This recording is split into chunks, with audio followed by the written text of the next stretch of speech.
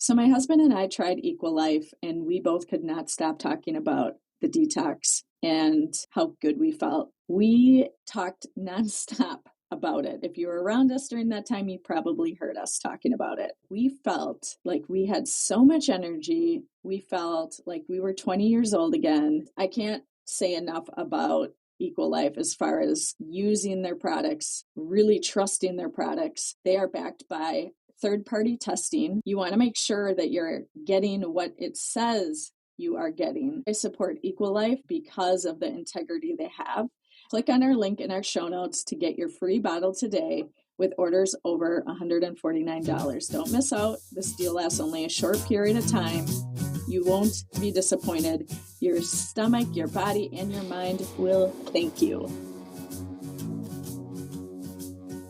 Welcome to the Wisconsin Wellness Podcast. I'm Lori Groh, your host, mental health therapist, and practice owner. Each month, we'll showcase a central theme and provide weekly practical hacks, inspiring interviews, and valuable advice from wellness professionals. Our aim is to help you streamline your wellness and mental health journey. So let's start the show.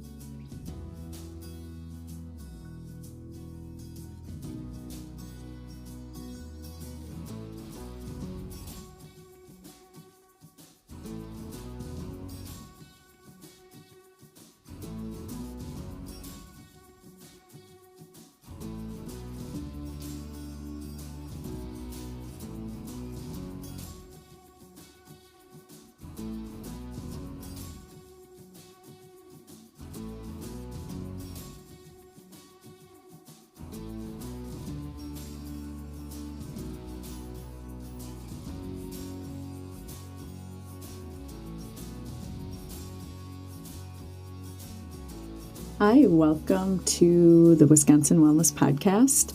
I am Lori Groh, and today we're going to be talking to Kristen Holmes from Shoreside Therapies. She's dedicated to assisting motivated and insightful children and adults who face challenges in processing their feelings and emotions. She aims to help them gain a deeper understanding of how their past experiences have shaped them. The individuals she works with often grapple with anxiety, depression, and post-traumatic stress disorders, which can cause disruptions in many, if not all, aspects of their lives. I'm very excited to learn more about EMDR. Kristen, Hi, thanks for being here. And Kristen and I are going to talk a bit about EMDR today, and I'm really excited to learn more about EMDR. Thanks for having me. I always love coming on. So we always have the best conversations, so I'm excited. Me too. So a lot of times people don't know what EMDR is. It's getting a lot of attention, I feel like, in recent years. But would you mind just giving like the EMDR 101? Yeah. What is EMDR? Yeah. So EMDR stands for eye movement, desensitization, and reprocessing. It actually came in the 90s under Francine Shapiro. And the purpose of EMDR, or the core thought, the research says that we use bilateral stimulation to help the brain calm a activated or hyperactivated amygdala, which is our safety center. It's the kind of the one, it's like that instinct that tells you to get out of the way when there's a car coming. It determines if you're safe or not safe. And so it helps the brain calm down so that it can begin to access the right brain, which allows us to think and process and problem solve and things like that. So it opens us up for, instead of being in what we call our feelings brain, we are able to calm that and then go into our thinking brain, where we can have new ideas, new perspectives, shifts in thought, shifts in state, as well as into problem solving. Just thinking about that from the basics, right? It sounds like how we would be calming ourselves in order to take in and process information, right? And so if we were going to be listening to a seminar or something and we were in that like a hyper aroused state or potentially in fight or flight, probably not much is going to get internalized, or we're not going to really necessarily be processing the information we're getting. So this process then helps de-escalate, right? So, right, it brings us down, makes us feel regulated, makes us feel safe in order to process the information. Yeah, and there's several phases, and there's also several which can get confusing. So for the basis of this conversation, we're going to say if we can do a version of EMDR that is reprocessing.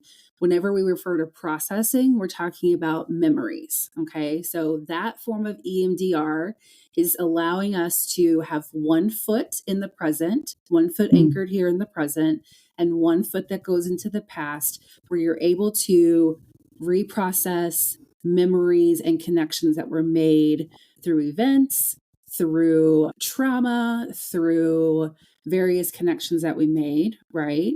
And then there's another side to EMDR that allows us to just process where we're at in the present and how distressing something is. Each type of EMDR has an installation phase that allows us to then, as we're bilaterally stimulating, we're then installing a new connection. And that new connection is able to be installed because now we're in a state where we can think and problem solve and those kinds of things. So it's so cool because the bilateral stimulation, it's based in eye movement, which is what we see in REM sleep. So what we're allowing our body to do is go into this state of almost like a trance, but it's not like hypnosis or anything like that, but you're in this place where you're secure, where you're safe, and you're able to reprocess or process or install those things that we're trying to learn, right? So it's very common for things to come up in EMDR, in your EMDR sessions, and then your brain actually continues to process and continues to do what it's doing during that REM sleep. So, wow. It's really complicated when you're like explaining it, but it's just important to learn that you are having your brain is building new connections while you're sleeping. I think yes, because it definitely could be very confusing on how that actually all works. But thinking about it in the way of whenever we're learning something new, that processing happens at night as well, right? There's a restorative and there's reprocessing. How does this all fit into my life? And so thinking about it that way, even thinking about when kiddos are little and they're learning something new and how their sleep is affected and what all happens with that. So it is interesting just even considering that link of what actually goes on in order for us to take in information in a way that's helpful and useful.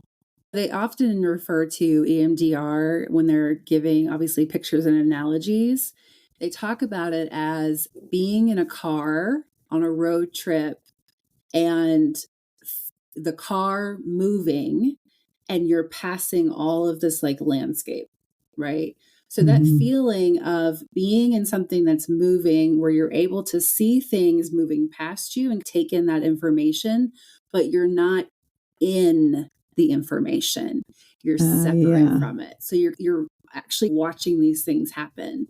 So it's very similar to that or being in an elevator and you're just going up and down, right? Right. So it's definitely something that is changing my own life personally, but then also how I work with clients. Yeah. And thinking about it in that way of it sounds like creating that space of that observer also with that, right? That's what even thinking about it that way of there's a bit of a distance and you're not in then that fight or flight space, which that's what that sounds like to me. You're observing it, but you're not fully invested in maybe the chaos or the speed or all of the junk that goes with it, which would make it a lot easier to process what that information is. Yeah, I That's mean, cool. that's a great way to say it, is you're observing and you're getting information from that observing, but you're not actually in it experiencing it. You're just Yeah. observing it happen, and then you're getting bits and pieces that help your brain process. Yeah, that's awesome. Okay, so I want to ask you a bit. So part of the process with EMDR when you're getting trained in it is that they have you do it as well, correct? Yes. Would you mind Yeah. sharing a bit on what that was like? Yeah. I actually am very open to sharing my personal experience during the training, because in training, you, as the client, don't want to process something that is going to take you down a road that takes you into like trauma or childhood or things like that. We try to pick something that's very here and now Mm-hmm. that we can process so that nothing is activated or triggered, right? Which is great, because it used to be that EMDR was only used in trauma processing. When EMDR first started, you would sit with an EMDR therapist, you would identify memories of upsetting or traumatic experiences, and then you would go through that list one by one and reprocess those experiences. That can be traumatizing. That can cause secondary trauma, especially because we're activating things that we may not be aware of or that we may not be open to processing, right? We didn't even know we didn't know it was there. So in training, they actually have you pick something that is fairly easy. What they use is that we use we use the SUDS, which is a subjective units of distress scale. And you want to pick something that's 3 or 4 that you can process, rather than processing something that's like an 8 or a 9 on the distress, right? So it's Right. mildly distressing.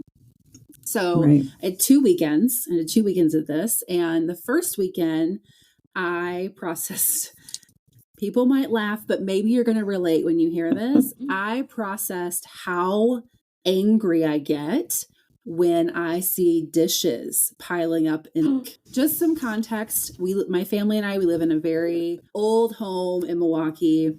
It does not have a dishwasher. That is definitely on our list for future things, because we have a family of 4.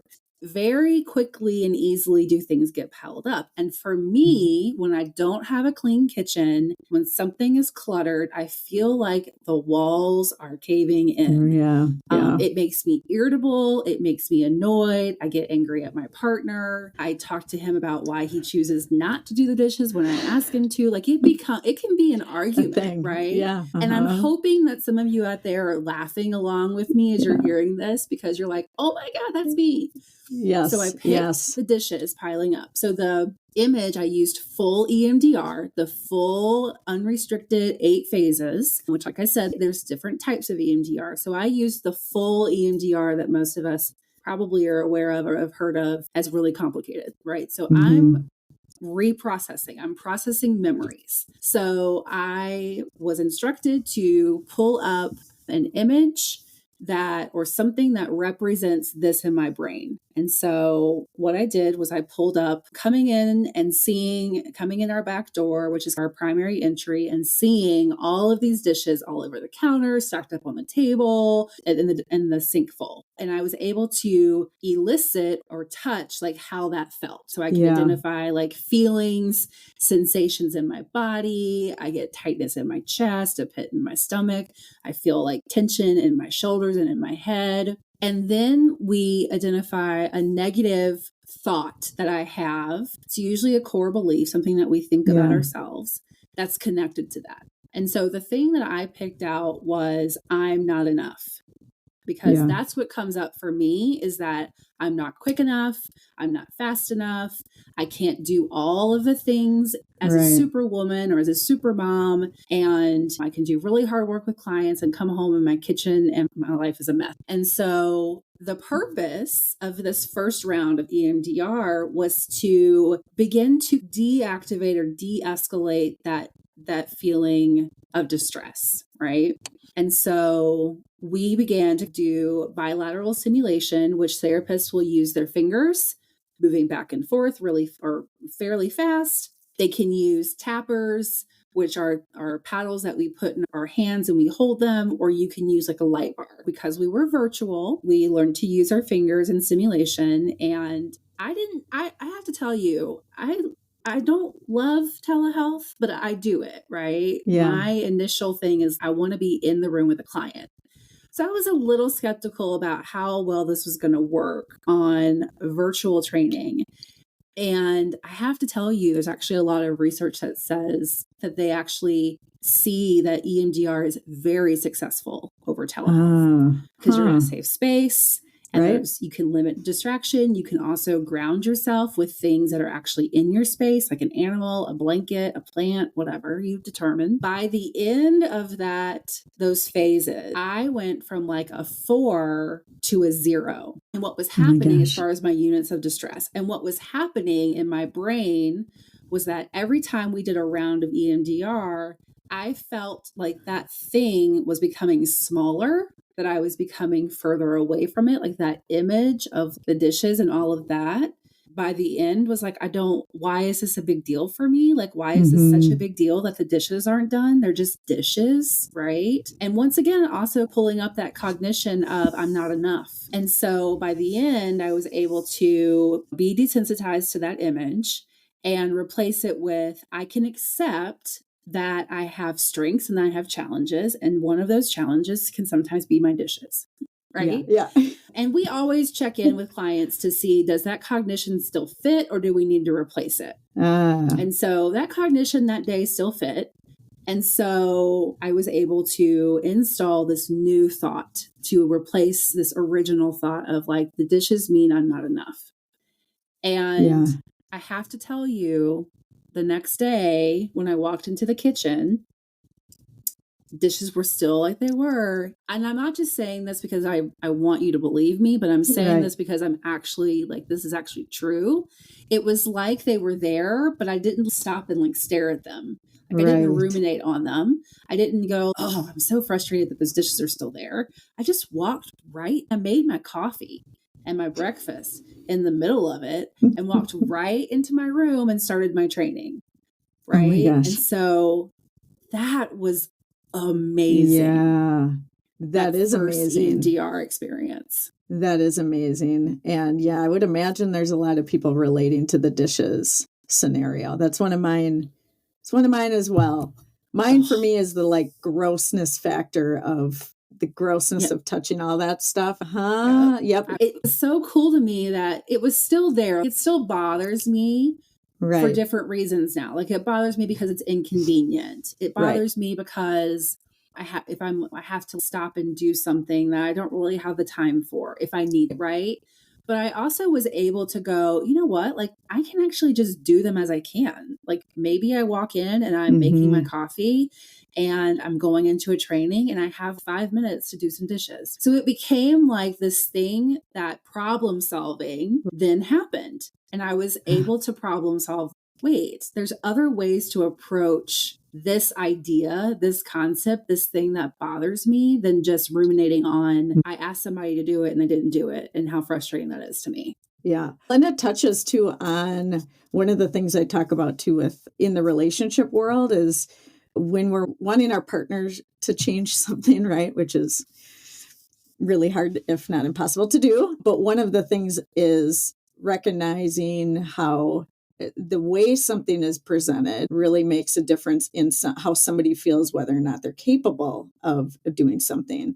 So to me, it's very similar as if, let's say you're asking your husband to, let's say you're saying, oh, can you do the dishes, right? Much different than if you're complaining, right? Oh, these dishes are out of control, right? And then it's different when you add another layer of the dishes are out of control and you never do them, right? So then there's another layer. Definitely said that. Yeah. And then there's another one. So that makes it a lot bigger and it makes it very, very much black and white and brings up a lot of negative feelings for sure. And makes it difficult for that other person to think that they can accomplish it, right? Right. And then what tends to happen is that next level of, oh my gosh, the dishes are so gross and they're always here and you never do them. And you're so selfish because you're only thinking of yourself. I'm so glad you said that. Because then it goes into not only are the dishes the problem, but now it becomes you yourself are the problem. The quality of you is now the problem. And so that feels so different. And it's almost like seeing it with this process of, okay, it comes down to what is this all tracking to? What's it feeling like? And what are the beliefs attached to it? Once some of those beliefs are diminished, then you can get to, like you said, that problem solving, which is a lot more manageable. Absolutely. Than those other feels better. things. Yeah. Doesn't it feel better to go, oh, I can just do this? But when we're stuck in like that feeling rut, right? And I'm so glad you brought up the thing about the couples, because when we work with couples, we usually quickly start one place, and then we usually with most couples end up somewhere completely different. Right. And one of those reasons is because then we start bringing in things that have happened in the past. Right. That too. And we're associating it with this thing, like not doing the dishes. And then it goes to you always, you never. And then there's like feelings of, I have these needs that you're not meeting. And that just creates more distance between couples, right? And so we know working with couples that there are core issues that are underneath all that stuff, right? That's just what's presenting, or that's just what this fight started as. And so you're right. It's very similar to, okay, this is in the here and now. This is bothering me. This is what's connected to that. And it's not necessarily about where I'm triggered in the fact that does come up. Right? There was some that came up that I'm not sharing that came up in my own personal EMDR session. But it was like, it's not talk therapy in the fact that the therapist is then tell me more about that. That's what can be so uncomfortable for some people in therapy, right? It was, okay, keeping that in your mind. Let's do another round of bilateral movement. Now take a deep breath, let it go. Now, what are you noticing? Oh, I'm noticing that for some reason, I just keep thinking this is connected to something else. Okay, go with that. Right. There's no, let's dig in and see what's going to come out of this, which is why they say, and this is research, 20 minutes of EMDR, are you ready for it? Equals 5 hours of talk therapy. Are you serious? Yes. Wow. We started with like little things, right? But in training, obviously take you to really complex issues. And there was a type of client that I work with. I do a lot of work with PTSD and CPTSD, which is complex PTSD, which means that there's been an ongoing traumatic history, oftentimes rooted in childhood. And it can be various types of trauma. We see it a lot with childhood trauma. We see it a lot in situations like people who have borderline personality disorder, bipolar, those types of situations, right? I watched this client that was on a training, and this client, I was like, these are the clients that I see. Because I do deep work with clients, whether it's trauma, anxiety, depression. And I was weeping watching this. It changed me in such a way. I watched this woman have state changes, is what we call them. It's movement. It's being stuck on this one area. So for instance, she was adopted and her adoptive mother was dying. They were doing EMDR to help her process the complexity of that for her. She was having a lot of things were coming up for her, being 4 weeks early, being in the incubator in a room with the curtain pulled because she had been removed from her birth family's care. So she was waiting for placement. She connected with that. I just kept hearing, I'm not seen. I'm not seen. And for those of you who are adopted or who have experience working with foster care adoption, you know that's a core issue. We hear that a lot. I'm seen, I'm not heard, I'm not understood. And here was a moment that she was identifying, not from a memory, but from a story where she was saying, this is something that I felt my whole life. And had this moment of, but I am seen. Like, people see, and sometimes I don't see people because I'm afraid of that vulnerability. Yeah. I was just sitting there. These are things that I see people dozens of sessions for. Like where we are processing these big things that are coming up for them. And watching her do a 20-minute EMDR session where she herself was putting together and processing things that it takes. I can't wait to be able to do this with clients. Yeah. Not only those clients that I see that have PTSD or CPTSD, because that's originally what we thought EMDR would be for. But we're also seeing that it helps with OCD, anxiety, depression, personality disorders, substance use, marriages, relationships. It's crazy. Yeah. It's amazing how and powerful it makes sense. The brain is. Right. It makes so much sense that it wouldn't just be for one thing when, that process would be for everything when it comes to integrating, right? That just pausing on that story is incredible. It's incredible because one of the things that comes up with my clients, I don't deal as much in that area of trauma. There's, again, it depends, but one of the things is somebody will say, I know that this belief doesn't really match up to the situation in some degree, but I still actually believe it. And so having, again, that distance between it so that you can feel that there's that actual distance and actually believing or having something else to replace that original negative belief, that would be the way through it all. But there isn't always like this really, there's definitely not a fast way that I was aware of. And this does seem like it's a lot quicker than five sessions to 20 minutes is a significant shift. Yeah. But thinking about how long that typically can take for somebody to start to believe little by little that they are worthy, little by little that they do matter, and little by little that they are seen, to be able to do that in a short period of time and having that impact is incredible. And people want relief from that pain.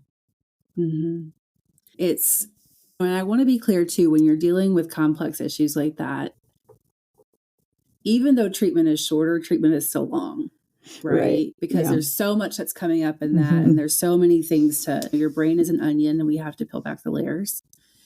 And I think there's a lot of things, especially in trauma, that have happened to us before we had, some of us even had words. Like we can identify during treatment, like what's nonverbal and what's verbal. So what occurred before 3 and then what occurred after, right?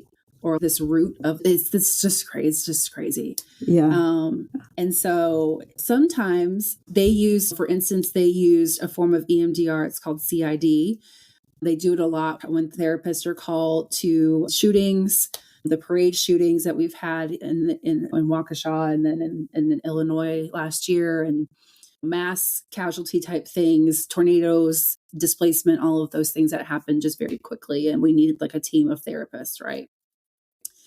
And even people that are processing, for some of them, they do carry a lot of trauma. And so they might find relief there, but then they might have other things that come up too, because that's there. Right. And it's not necessarily because we're activating it. It's because it's part of who we are. And so this is where parts work also goes hand in hand with EMDR. And that's a whole nother conversation. I both love internal family systems, working with clients. And it's just so crazy how it can be so eclectic, so integrative. Seeing like how there's similarities, but yet strengths in different types of treatment and therapy. And just going over some of the things that stood out to me today was the fact that you don't have to share every single thing for this to be effective is a key highlight to me. Because there's a lot of people out there, that is the one thing that they're maybe not wanting to go to therapy because they are thinking, I don't want to share all of that. So thinking about that, huge benefit.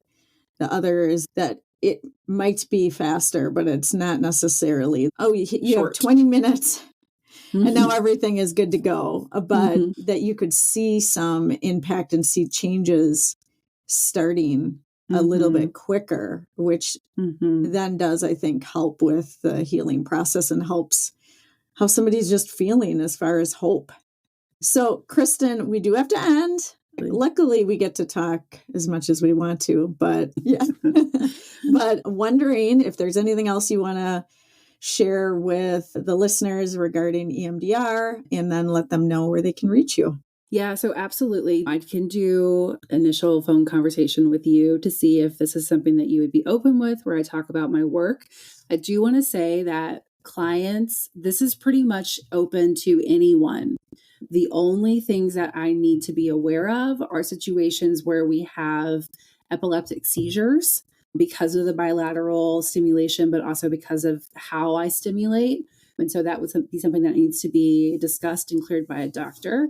And then I would be careful about treating anyone who is in like their second trimester who's pregnant.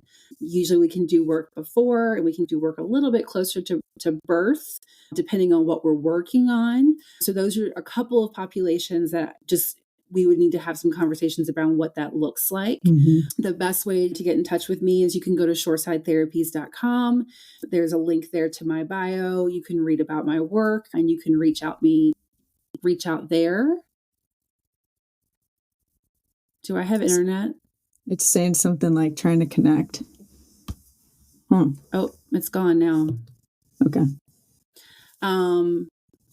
And so, yeah, you can reach out to schedule an initial consultation. My email is also available on that spot. And then, of course, it's a really cool journey when you're given something that could be an answer. I'm really excited to share that with people. And it's anything from children, individuals, couples. It's really powerful in most of our clients that we see. I would love to talk with you, work with you. If you're outside of Wisconsin and you need some resources, I happen to be connected to a pretty amazing consulting network. And so I can always do some work to get you in touch with somebody. Awesome. Thanks so much, Kristen. I'll put all of that information in the show notes. And thanks again for talking with me. And I will talk to you tomorrow. Yes. All right. We'll see ya. Bye. Thank you for joining us today on the Wisconsin Wellness Podcast. Remember, your well-being is a priority, and we're here to help support you every step of the way. If you've enjoyed today's episode, don't forget to rate, review, and subscribe to our podcast for more inspiring content on health and wellness. You can also join our Facebook group to connect with Wisconsin wellness providers by clicking the link in our show notes. Take care of yourself, and remember that your well-being is a journey, not a destination. We look forward to you joining us again next time on the Wisconsin Wellness Podcast. Until then, stay well and stay inspired.